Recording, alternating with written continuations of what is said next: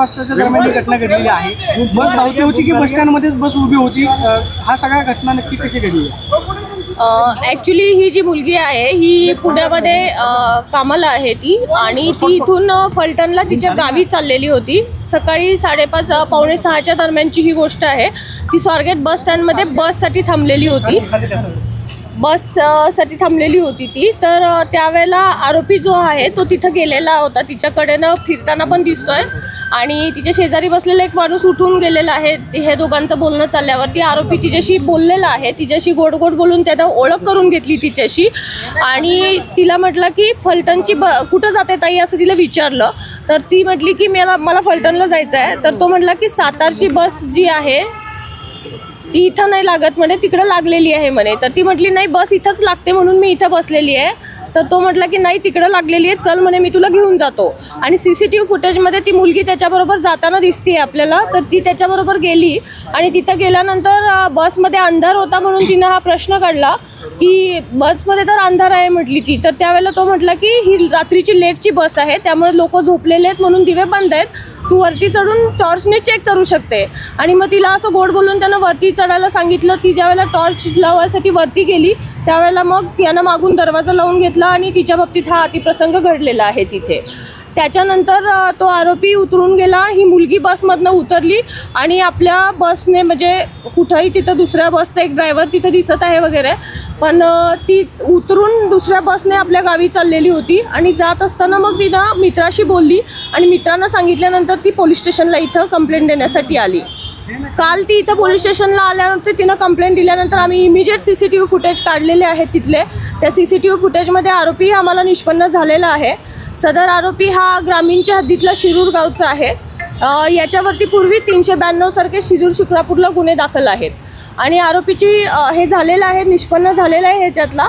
ह्या आरोपीला शोधायला कालपासून जवळपास आमच्या 8 टीम काम करत आहेत, क्राईमच्या टीम आहेत, झोनच्या टीम आहेत, आणि जवळपासच्या भागामध्ये सगळीकडे त्याचा शोध घेतला जात आहे। डॉग स्क्वॉड पण रात्री नेलेला होता, तिथल्या शेतांमध्ये वगैरे कुठं लपून बसला असेल तर त्या दृष्टीने आमचा सर्च सगळा कालपासूनच चालू आहे। या संदर्भात बस ज्या सांगोला डेपोची त्याचे चालक वाहक कुठे होते? बस लॉक केलेली नव्हती का? आगार प्रमुखांशी तुमचं काही बोलणं झालंय का? ज्यांच्या प्रॉपर्टीत ही घटना घडली आहे त्या लोकांना STच्या कुणालाच काही माहिती नाही असं काही घडलंय त्यांच्याकडे? नाही, असं माहीत नसायचा प्रश्न नाही आहे तिथं, परंतु आमच्याकडे कंप्लेंट आल्यानंतर आम्ही त्याच्यावरती कारवाई चालू केलेली आहे। तिथं रात्री सुरक्षा रक्षक नसतात का? पॉईंट आहे आपला पोलिसांचा, त्या CCTVचा आउटपुट आपल्या स्वारगेट पोलीस ठाण्यामध्ये बरोबर मध्ये बस पार्क केलेली ती स्वारगेट ST स्टँडच्या। अशा बसमध्ये रेप होतो, बलात्कार होतो एका 26 वर्षाच्या मुलीवरती, आणि त्या आजूबाजूला कुणालाच कळत नाही। तुम्हाला वाटत नाही का की सिस्टीममधले काही लॅप्सेस आहेत ज्याचे हे परिणाम आहेत? नेमका दोष कोणाचा आहे, चूक कोणाची आहे? ST आगारात बस लावून ती लॉक न करणाऱ्या चालक वाहकाची ती बस लॉक होऊ शकत नाही म्हणून ST प्रशासनाची, की तिथं CCTVज आहेत त्याचं मॉनिटरिंग नीट झालं नाही म्हणून पोलिसांची? नाही, पोलिसांचं ॲक्च्युली पेट्रोलिंग चालू असतं, पण प्रत्येक बसला जाऊन पोलीस चेक करू शकत नाही बसमध्ये काय होतं आहे। ही बस आतमध्ये होती, त्यामुळे सिक्युरिटीचा प्रश्न तिथल्याही येतो, डेपोमधले सिक्युरिटीचं काय आहे त्याच्याबद्दल। दुसरी गोष्ट असं आहे की ही गोष्ट झाल्यानंतर मुलगी बसमध्ये बसून निघून गेलेली आहे, तर तिनं थोडा जर आरडाओरडा तिथं केला असता तर इमिजिएट लोकांनी बऱ्यापैकी मदत केली असती। CCTV फुटेजमध्ये आपल्याला दिसतं आहे तो आरोपी खाली उतरतोय, त्याच्या 2 मिनिटात मुलगी लगेच खाली उतरते, पण असा कुठला प्रकार तिथं झालेला आढळून आलेला नाही आहे। मुलीची तब्येत कशी आहे? मुलीची तब्येत एकदम व्यवस्थित आहे, ती काल व्यवस्थित बोलत होती, आम्ही स्वतः तिच्याशी बोललेली आहे, आणि तिचं मेडिकल पण चालू आहे। आरोपी जो आहे CCTV मध्ये कोणत्या दिशेने गेल्याचं दिसतोय? तपास नक्की कोणत्या दिशेने, म्हणजे मुलगी तर फलटणला गेलेली आहे, मात्र आरोपी स्वारगेटमधून बाहेर पडल्यानंतर कोणत्या दिशेने गेला? पथकं जी आहेत कुठल्या भागामध्ये तपास करतात? आता पथकं जी आहेत ते मी डिटेल तुम्हाला देऊ शकत नाही, कारण ह्याच्यामध्ये असं आहे की आरोपी जर जागा झाला, ऑलरेडी आम्ही त्याला कालपासून शोधतो, तो आमच्या ताब्यात आलेला नाहीये, त्यामुळे तपासाचं जे पूर्ण डिटेल्स मी आपल्याला आता इथे देऊ शकणार नाही। स्वारगेटच्या आगार प्रमुखांशी काही बोलणं झालंय का तुमचं? माझं पर्सनली अजून त्यांच्याशी काही बोलणं झालेलं नाहीये। पहिला आम्हाला आरोपी निष्पन्न करणं, त्या मुलीची काळजी घेणं, ह्या आमच्या प्रायोरिटीच्या गोष्टी आहेत।